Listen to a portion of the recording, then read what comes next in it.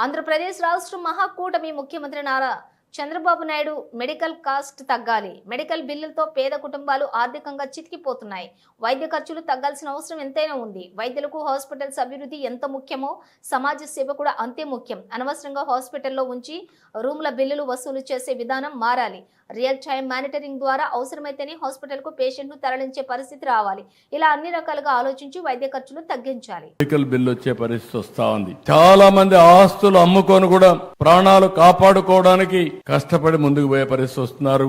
ఓసారి బతుకుతున్నారు, ఒకసారి చనిపోతున్నారు. కానీ చనిపోయిన తర్వాత ఆ ఫ్యామిలీని చూస్తే ఫైనాన్షియల్ గా చితికిపోయే పరిస్థితికి వస్తున్నారు. ఇవన్నీ దృష్టిలో పెట్టుకుని ఎలాంటి మెకానిజం మనం తీసుకురాగలుగుతాం, పేదవాళ్ళ ఆరోగ్యాన్ని ఏ విధంగా కాపాడుతాం, అందరికీ ఆరోగ్య ఖర్చుల్ని ఏ విధంగా తగ్గించగలుగుతామో దీనిపైన మేధావులందరూ ఆలోచించాల్సిన అవసరం ఉంది.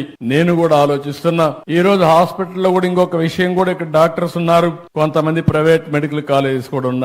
మీరందరూ కూడా శ్రద్ధ పెట్టాలి. మీరు మీ హాస్పిటల్ మేనేజ్మెంట్ ఎంత ముఖ్యమో సమాజం కూడా అంతే ముఖ్యం. ప్రివెంటివ్ హెల్త్ గురించి మీ అందరి బాధ్యత. ప్రజా చైతన్యం తీసుకురావాల్సిన అవసరం ఉంది. అదే సమయంలో రియల్ టైం మానిటరింగ్ కూడా. చీటికి మాటికి మీరు హాస్పిటల్ అందరినీ పేషెంట్లు చేర్చి తద్వారా వాళ్ళకు రూమ్ రెంట్లు వేసి విపరీతంగా భద్రత పెంచేసే పరిస్థితికి వస్తున్నారు. ఈ రోజు వేరబుల్స్ వచ్చాయి. ఏ డిసీజ్ వచ్చినా ఆయన ఇంటి దగ్గర ఉంటే మీరు ఇక్కడ నుంచి మానిటర్ చేసి అవసరమైనప్పుడు అతను హాస్పిటల్ షిఫ్ట్ చేసే మెకానిజం వస్తా ఉంది. అంబులెన్సెస్ ఉన్నాయి. అంబులెన్సెస్ కూడా మనకు కావలసిన ఎక్విప్మెంట్ అంతా పెట్టే పరిస్థితికి వస్తున్నాం. అందుకని అందరం కూడా ఆలోచించుకోవాల్సింది, రాబోయే రోజుల్లో మానిటరింగ్ కూడా పేషెంట్ ఎక్కడుంటే అక్కడ చేసి అవసరమైతే హాస్పిటల్ తీసుకురావడం, అవసరమైతే ఆపరేషన్లు చేసే పరిస్థితి రావాలి. అప్పుడే కాస్ట్ తగ్గించగలుగుతాం. ఇవన్నీ కూడా టెక్నాలజీ వచ్చింది కాబట్టి మనం సమర్థవంతంగా చేసే పరిస్థితి వస్తుందని చెప్పి కూడా నేను మీకు తెలియజేస్తున్నా.